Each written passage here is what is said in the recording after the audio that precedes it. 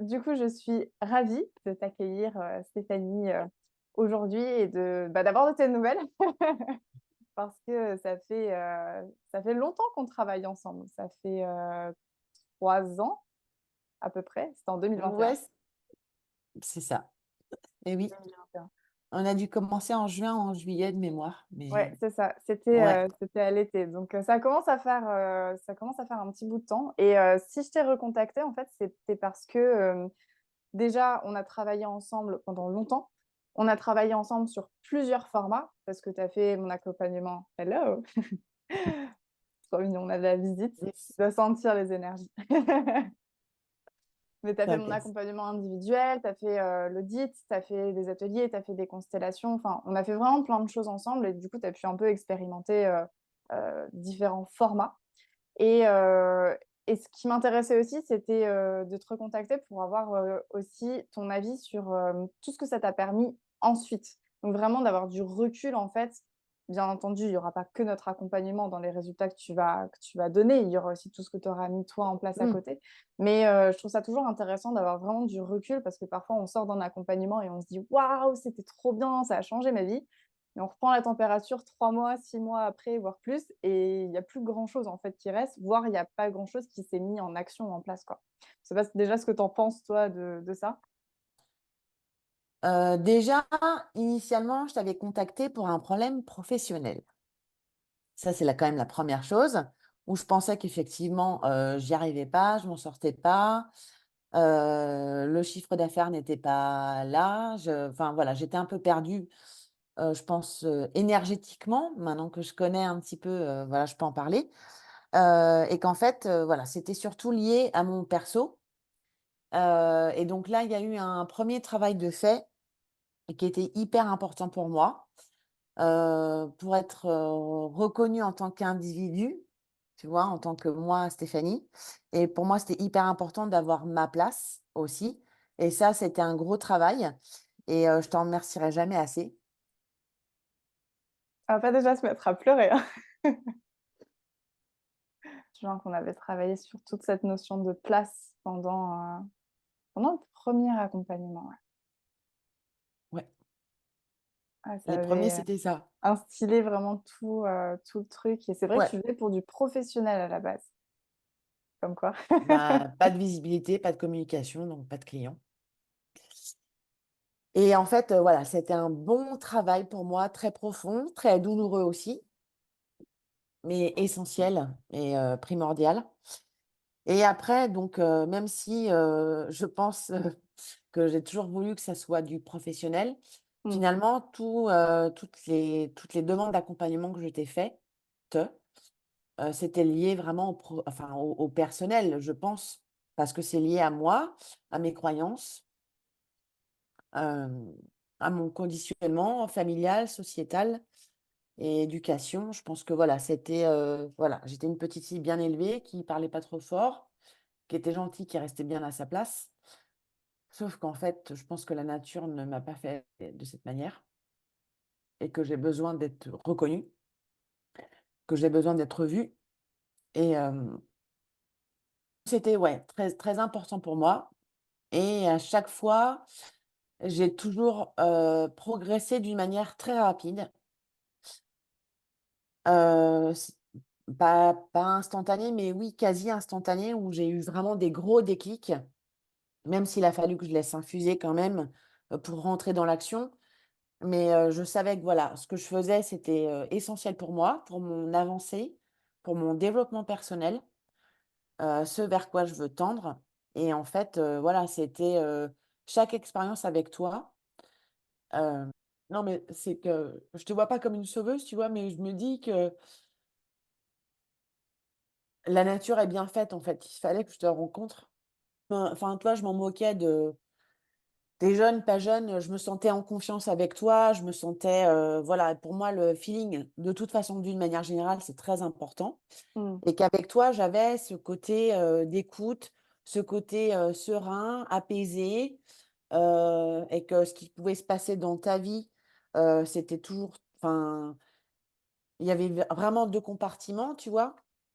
Et qu'en fait, on était vraiment dans un espace, un cocon Et du coup, par rapport à là où tu en es actuellement, et par rapport à ce que tu t'attendais à recevoir avant de commencer à travailler avec moi, tu dirais que c'est quoi la différence? Déjà, qu'est-ce que tu t'attendais en fait, à recevoir? Qu'est-ce que tu t'attendais à ce qui change, après avoir travaillé avec moi? Ce qui travaillait avec moi, c'était ma façon de voir les choses, déjà. Heu, Sachant que quand je te consulte pour un problème professionnel, que je crois être professionnel et qui s'avère être personnel, en fait, tu as simplement mis, quelque chose en valeur, en lumière que je ne voulais pas voir ou que je ne pouvais pas voir et c'est ce en quoi ça m'a aidé à grandir parce qu'en fait, l'entreprise, que ce soit, de la micro, de la SARL ou ce que tu veux, en fait, ça reste toi. Ça vient de toi, ça émane de toi et qu'en fait, l'entreprise va transpirer, ce que et vibrer ce que tu vibres toi. Donc si tu vibres pas bien, ça vibrera pas bien, en fait. Donc ça va Clairement. être ouais, donc moi, c'est comme ça que je le perçois. Mmh C'est mh. c'est comme ça que je veux que j'aimerais que les gens le voient mon lien, le lien que je fais entre les 2.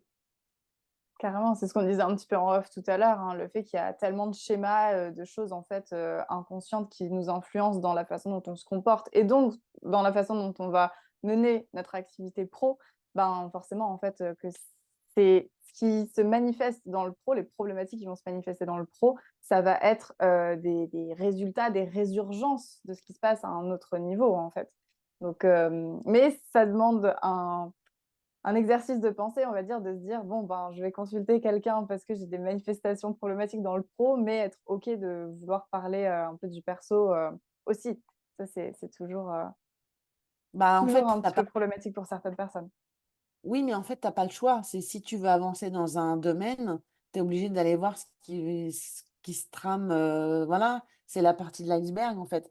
C'est Ouais, vraiment c'est trop l'image ça. que je donne régulièrement, c'est il Ouais, y a ce que tu vois et ce dont tu as conscience et il y a ce que tu ne vois pas et ce qui doit être mis en lumière si tu veux que l'iceberg n'existe plus, en fait et exactement. je pense que c'est toute la problématique, mais bon, Vaut mieux tard que jamais, finalement. c'est Et puis, comme non, tu mais disais, ça oui. peut avancer vite, en fait. Moi, ce que j'observe aussi, c'est que parfois, il y a certaines personnes qui me disent: «Non, mais je veux pas aller voir là-dedans», parce que soit j'ai peur et j'ai peur que ce soit trop douloureux, soit j'ai peur d'ouvrir la boîte de Pandore et de jamais en finir. Donc je préfère, en fait, avancer plutôt que, entre gros guillemets, «reculer». Alors qu'en vrai, c'est justement en parfois regardant un petit peu ce qui s'est passé en arrière qu'on peut, vraiment faire, ce que certains appellent les sauts quantiques, mais vraiment ce côté je vais changer instantanément, un truc dans ma vie en très peu de temps. Pourquoi? Parce qu'il y a ce renversement de perspective, en fait. C'est vraiment on change de paradigme en allant, remodifier, en fait, des croyances, Mmh. le système familial et cetera. Ça nous permet littéralement d'être, je vais pas dire une autre personne, mais en tout cas, d'enlever certaines constructions, pour revenir plus profondément à ce qu'on est, réellement, quoi. Oui, oui. Mais c'est la question que je me suis souvent posée, c'est que justement quand tu ouvres cette boîte de Pandore, combien de temps ça va prendre? Combien de choses tu vas découvrir en fait? Et voilà et c'est là où ça peut être un peu perturbant, dans le sens où tu dis: «OK, j'ouvre un truc, je sais pas combien de temps ça va mettre. Moi j'ai besoin d'aller vite, très, très vite et que j'ai pas de temps à perdre». Alors après je pense que c'est aussi une question de croyance. Mmh. Qu'il y a des choses qui doivent être réglées impérativement si tu veux aller vers un mieux-être. Après, je suis pas partisan de, entre guillemets, «tout régler», dans le sens où, hem, moi, je suis toujours un petit peu, j'ai envie de te dire, j'ai besoin d'avoir un garde-fou et Mmh. ça me fait rappeler que, voilà, il y a, c'est pas de tout est fluide, qu'il peut y avoir quand même des problématiques, mais tu peux le gérer, en fait. C'est pas anxiogène et ça t'empêche pas d'avancer, dans la vie de manière générale. Donc c'est la question souvent que je me pose de dire: «Est-ce qu'on doit nécessairement tout corriger, tout Mmh. modifier, tout travailler?» Ouais, je pense que c'est une bonne interrogation à avoir et moi, je te rejoins plutôt sur l'idée que, moi, je pense qu'on peut pas tout résoudre, en fait, déjà de base. Parce qu'à chaque fois qu'on va résoudre quelque chose, il y a encore, c'est un peu en arborescence, en fait, il y a d'autres choses qui arrivent derrière. Après, c'est juste une question de choix, en fait. C'est est-ce que j'ai envie d'y aller ou pas? Et je pense que Mmh. oui, il y a des choses qui nous empêchent profondément d'avancer rapidement là où on veut, mais il y a des choses où c'est plutôt annexe. C'est pas une «priorité» entre guillemets. Mmh. De toute façon, le choix, il revient toujours, à ce critère-là, c'est est-ce que ça me dérange dans ma vie ou pas? Parce que si ça me Voilà, dérange pas, pourquoi j'ai envie d'aller voir ça? Et parce que exactement. là, en fait, si ça me dérange pas et que j'ai envie d'aller le résoudre, bah, il y a probablement un pattern d'évitement, en fait, qui se met en place. C'est si ça me dérange pas, pourquoi je veux quand même m'en débarrasser? Ça me permet quoi? Ça me permet de rediriger mon attention et d'éviter quoi? Pourquoi il y a cette tendance peut-être même perfectionniste de se dire: «Un jour, peut-être que j'aurai plus rien à libérer» et là, on tombe, en fait, sur d'autres choses derrière. Donc Oui, je pense qu'on aura toujours un truc à libérer. finalement finalement, il y a un petit peu, il y a un petit peu de ça et justement par rapport à ce que tu as pu, observer dans les changements dont tu parlais qui ont été, relativement rapides, soit en termes de prise de conscience, soit parfois en termes d'action ou de résultats qui sont suivis derrière. Pour toi, c'est quoi en fait les choses justement, dans ce que tu es confortable de partager, mais les choses sur lesquelles tu as pu gagner, en clarté? Sur quoi ça t'a aidé? Qu'est-ce qui a pu se D'accord. passer par exemple? Ben, c'est bien de faire de la place, en fait. Mmh. Voilà, faire de la place et savoir dire non, parce que ça, c'est quelque chose que je ne savais pas absolument pas faire. J'étais toujours sur, «Oui, mais qu'est-ce que les gens vont penser de moi? Je vais être critiquée, je vais être mal vue», et que pour moi, en fait, j'avais besoin, tu vois? Je parle même au passé, j'avais besoin que les gens me disent, «Elle, elle est formidable, vous pouvez y aller et cetera, elle sera toujours OK», et qu'en fait, j'ai pas envie d'être esclave Mmh. de ça, en fait.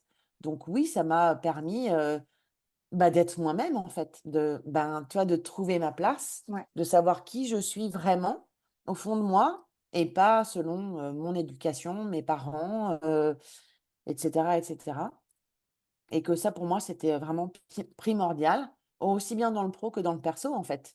C'est que tu as besoin aussi dans le perso de te dire: «Non, c'est pas ce que je veux, c'est pas ça, j'ai pas envie de ça, je ne veux pas que tu me parles comme ça, je ne veux pas que tu aies ce comportement-là avec moi». Chose que c'était très, très compliqué il y a encore pas très longtemps, qu'aujourd'hui je m'affirme, même si j'ai Mmh. beaucoup de caractère finalement. J'ai beaucoup de caractère, mais pour certains domaines. Oui, c'est Et ça, il y a ouais. des choses, voilà, quand c'est lié à l'affectif, pour moi, c'est très compliqué d'avoir une position, Plus ferme affirmé. et ouais, et déterminée. Davantage, ouais, de clarté et puis savoir poser tes limites, en fait, finalement. Absolument. Oui, Et tout à fait. et vu que je te connais un petit peu, comment enfin, quel impact, selon toi, tu dirais que le travail ensemble, a eu sur, l'affirmation de ta posture au niveau professionnel? Par rapport à, voilà, peut-être t'ouvrir à d'autres domaines, à t'autoriser aussi à aller voir là où tu t'autorisais pas à aller avant? Au-delà du coup de, voilà, tes relations avec tes clients sur mieux poser des limites et cetera. Comment ça a changé, en fait, ta vision de, ton tes ambitions professionnelles?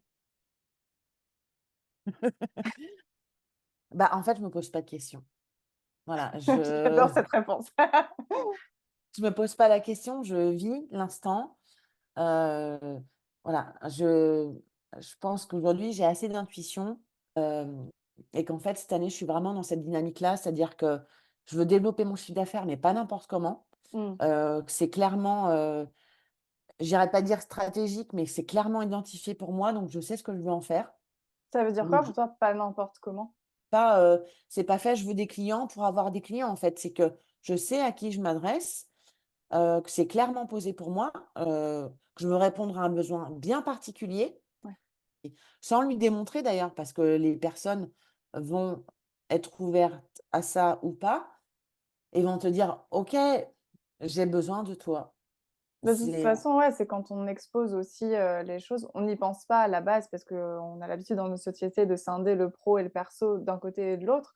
Mais finalement, on sait très bien que si on passe une journée pourrie au taf, bien entendu que quand on va rentrer chez nous, on va pas être de très bonne humeur et inversement, en fait. Quand on a des difficultés dans nos vies personnelles, ça se ressent dans notre travail. Donc il est bien logique que l'un et l'autre domaine soient communicants. La seule chose, c'est que je pense qu'il y a plein de personnes qui, à un certain niveau, savent qu'il y a une influence du perso sur le pro, mais qui ne se rendent pas nécessairement compte à quel point ça impacte. Oui. Mais il y a aussi ce côté de: «Je le sais, mais j'ai pas envie d'y aller». Et là, c'est encore un autre sujet, en fait. C'est un choix plus ou moins conscient de pas aller voir là-dedans et c'est OK, il y a pas d'obligation.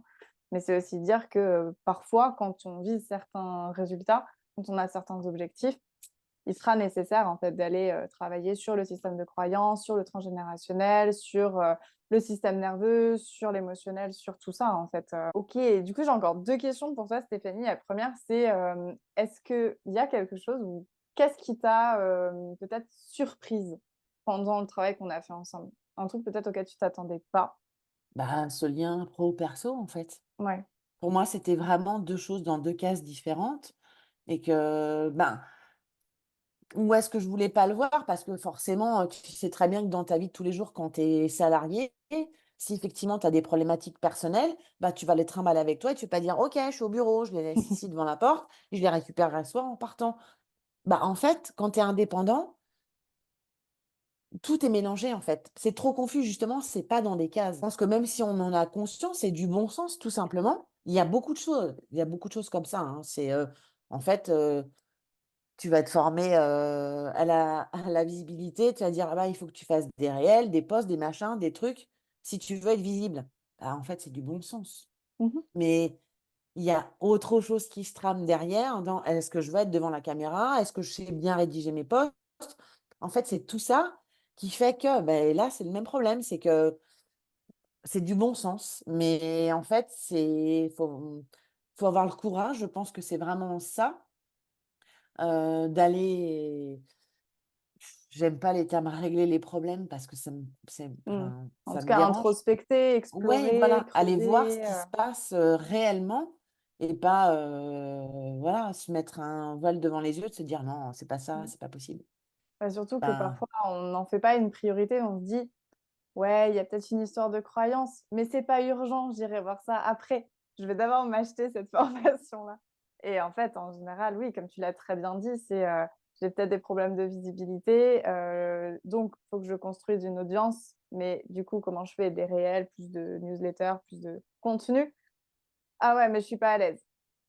Ben, qu'est-ce qui fait que je suis pas à l'aise? On peut rester au premier niveau en se mmh, disant: «Ben, je suis pas à l'aise parce que je l'ai jamais fait et il faut juste que je me force». Mais moi, ce que je pose après comme question, c'est: pourquoi tu aurais envie de te forcer à faire quelque chose pour lequel tu as pas envie, en fait? Ce que tu veux, c'est le résultat, c'est pas faire la chose. Alors, est-ce que ce serait pas mieux de trouver une solution pour recadrer ton objectif et puis faire en sorte que ce soit un plaisir d'être devant la caméra? Moi, je sais que tourner du contenu et cetera, ça m'a toujours plu. J'étais pas forcément toujours à l'aise au début, mais c'est toujours quelque chose qui m'a vraiment plu. Donc j'ai continué de le faire. Mais pour d'autres personnes, c'est une torture, en fait. Donc déjà, en fait, aller libérer la douleur associée à ça, quelle qu'elle soit, et de rendre la chose beaucoup plus agréable, mmh. c'est mieux que de dire: «Bon, bah, je vais juste me forcer parce que je l'ai jamais fait».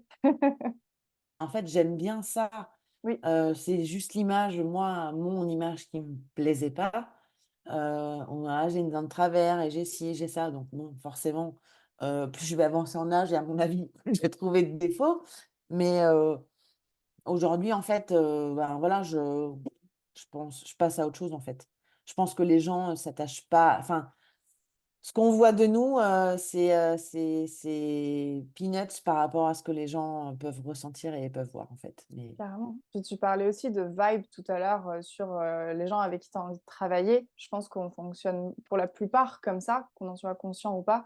C'est pas forcément que les diplômes, les certifications, ce genre de choses qui vont faire, qu'on va dire: «Je vais travailler avec cette personne» ou «Cette personne, voilà, m'attire».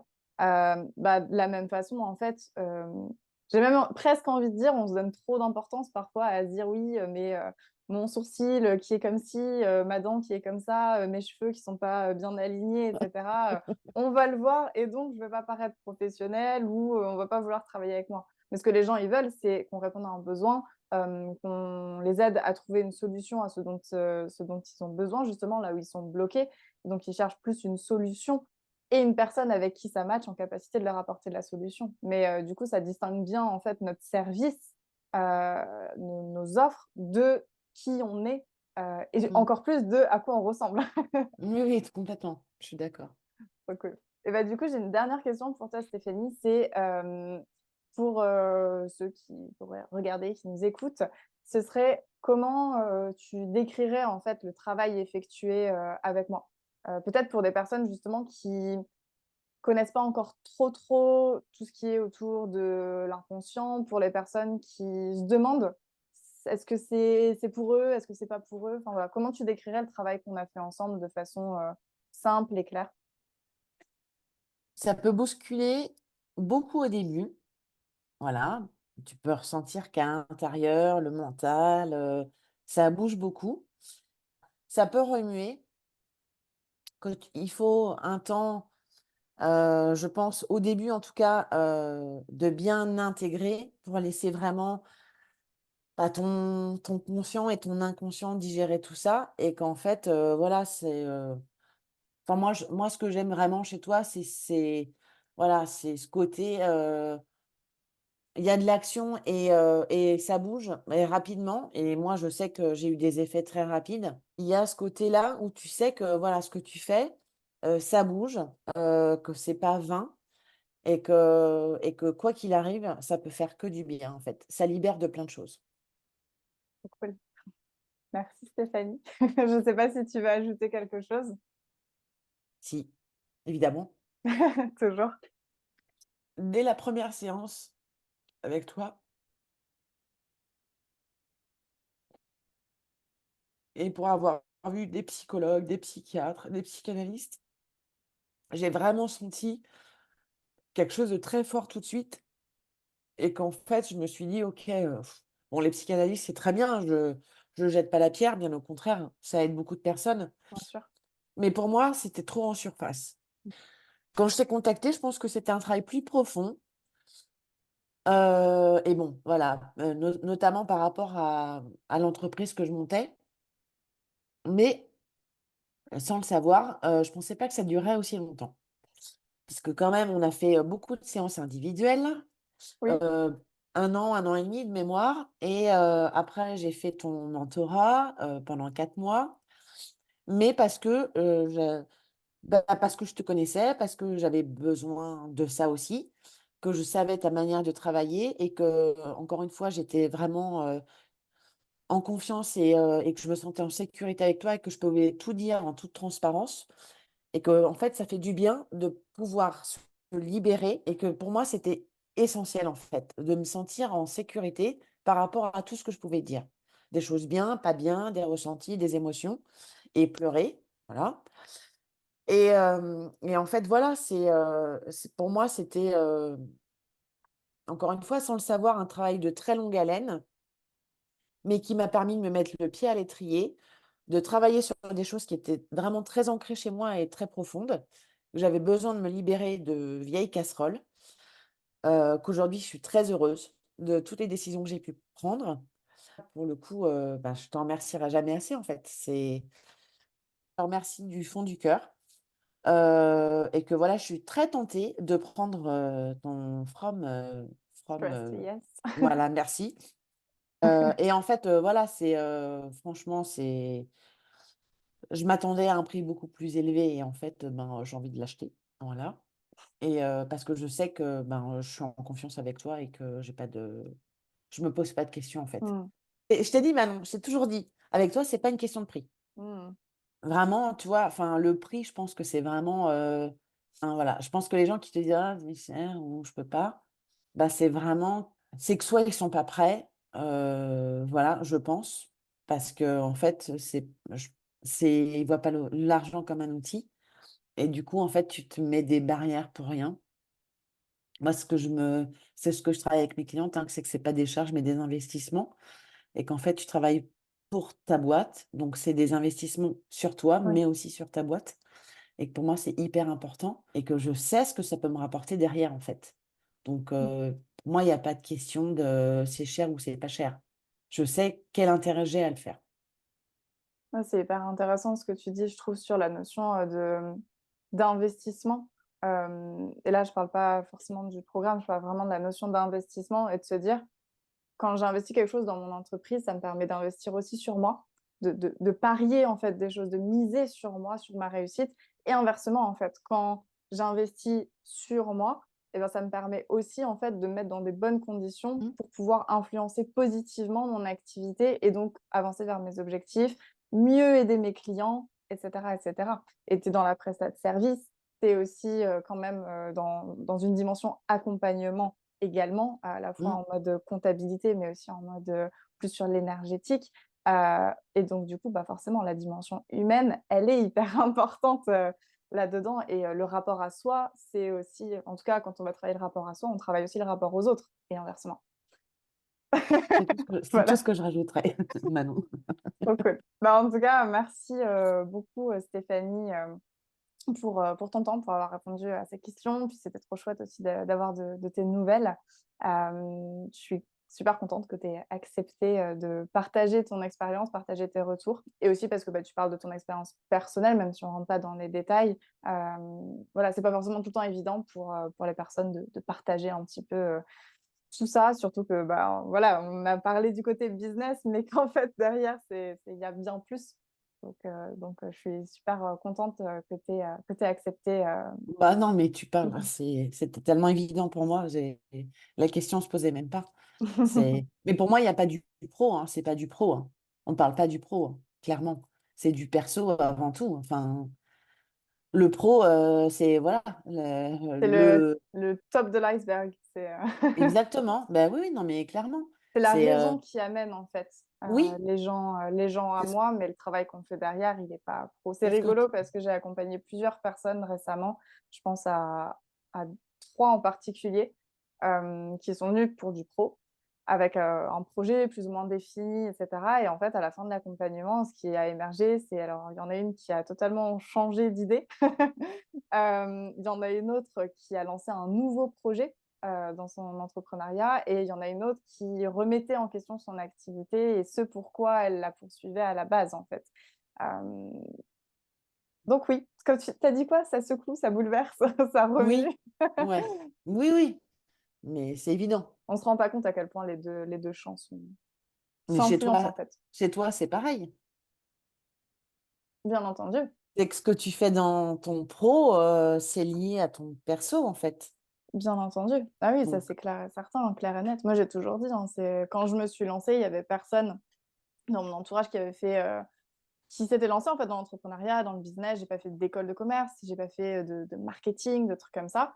Et en fait, tout ce que j'ai fait, et c'est déjà beaucoup finalement, mais tout ce que j'ai fait, ça a été de bosser sur moi en dev perso, en thérapie. Et ça a toujours été vraiment sur ma personne. Et au bout d'un moment, j'ai commencé à amener des problématiques business. oui. Mais parce que je voyais bien les résonances et c'est en bossant sur moi que je me suis sentie mieux et donc que j'ai pu prendre différentes décisions, notamment le fait de m'écouter plus dans ce que je voulais et de ne plus arrêter de subir certains projets, certaines personnes peut-être que j'avais plus envie d'accompagner parce que ça avait nourri un temps ce que je voulais et maintenant c'était plus aligné. Ça aussi, c'est pas évident, Mmh, c'est de se dire parfois on mmh, évolue et nos envies changent et au moment où on était sécure et stable, il y a quelque chose qui arrive et c'est genre: «Ah mais ça en fait ça a l'air sympa» et du coup on se dit: «Mais Manon, tu viens juste de te stabiliser, pourquoi tu veux aller partir vers autre chose?» Mais en fait, c'est en suivant aussi ces élans que oui, on prend des risques, mais et qu'on se confronte à certaines choses, mmh, mais bien sûr. que c'est ça qui nous permet de grandir. Or, si tu es dans l'entrepreneuriat pour jouer petit, rester, vraiment dans un cocon de sécurité et ne pas évoluer, ça risque d'être compliqué, en fait. C'est pas forcément des valeurs qui vont être associées, à l'entrepreneuriat, sans forcément prôner, le plus de croissance, la surcroissance, l'excès de consommation ou quoi que ce soit, pas du tout. Mais, c'est s'interroger: «Alors pourquoi je suis dans l'entrepreneuriat sinon, quoi?»